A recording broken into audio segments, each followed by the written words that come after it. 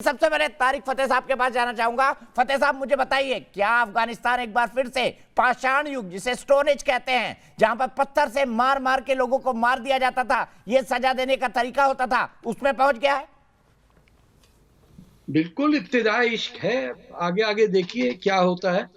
یہ ہم چیخ چیخ کے پچھلے 20-25 سال سے کہہ رہے ہیں کہ دنیا کو سب سے بڑا جو خطرہ ہے وہ ہے ان طاقتوں سے جو اپنے آپ کو کہتی ہیں کہ ہم دنیا بھر میں ایک اسلامی خلافت لائیں گے, اور یہ اسلامک ایمریٹ آف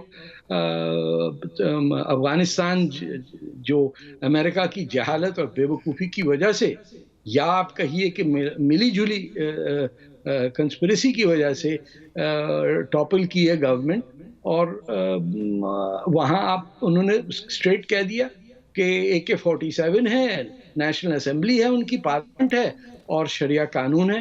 اور جگہ جگہ انہوں نے بچیوں کو گھروں سے اٹھا کے لسٹ منگوائی ہیں کہ 15 سال والی لڑکیاں اور 55 سال سے کم عمر کی بیواؤں کی لسٹ دے دو, ہمارے لوگوں, ہمارے مجاہدوں کو ان کی سیکشل سیٹسفیکشن کے لیے شریعہ لاء کے مطابق ضرورت ہے. تو لوگوں کے گھروں سے چھین چھین کے لے جا رہے ہیں.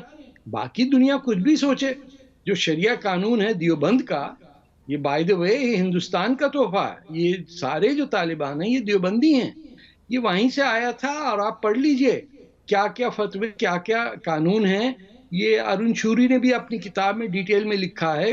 یہ آپ برداشت کرتے رہیں گے اور یہ پیداوار ہوتی رہے گی. یہ جہالت جو ہے جس کو آپ سٹون ایج کہہ رہے ہیں, یہ ان کے حساب سے دس از دی پیور لیونگ. یہ باقی چیزیں جو ہیں یہ تو کفر ہے.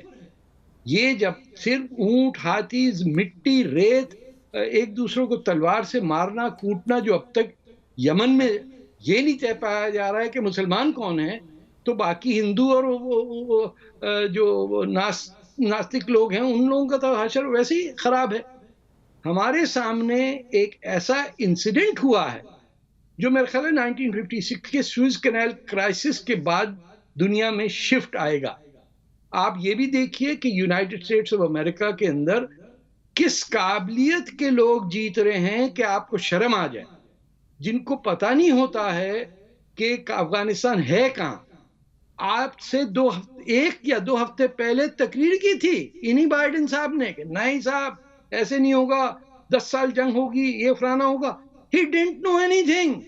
کہ ان کی ہی انٹیلیجنس ایجنسیز دوحہ کے اندر خلیل زادہ کے ساتھ کنسپریسی کر رہی ہیں, اور میری یہ کنفرمڈ انفارمیشن ہے from inside the Kabul presidency کہ پہلے امریکن فوجوں نے قبضہ کیا کابل کی پریزیڈنسی, وہاں سے سارے papers, documents, assets fly out کیے گئے, اور پھر امریکن فوج نے طالبان کو کہا کہ آئیے آپ سے طے ہوا تھا یہ لیجئے.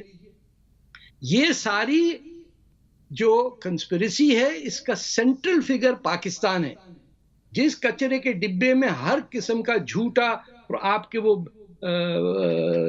بمبے کا جو گنڈا ہے اس سے لے کے بن لادن سے لے کے آپ کو دنیا کا ہر بے غیرت آدمی کو پناہ پاکستان میں ملتی ہے, کیونکہ ان کا وجود ہی اس بیسس پہ ہے کہ there should be terror everywhere. اور جب تک کہ غزوہ ہند نہیں ہوگا تو this is a final phase. And اس میں سب ہندوستان کا اور ہندوستان کے انٹلیکچوئلز اور ان کے دانشوروں کا یہ کہنا کہ ابھی دیکھیے وہ طالبان سے ہم دیکھیں گے, یہ دوبارہ تیمور آ رہا ہے. جب پہلے آیا تھا تب بھی آپ نے یہ کہا تھا, تب بھی لودھی کے بارے میں آپ نے یہ کہا تھا کہ دیکھیں گے, کریں گے, کچھ کیا کریں گے. ان کی ٹارگٹ جو ہے وہ پاکستان کچھ نہیں, ان کا ٹارگٹ ہے ہندوستان.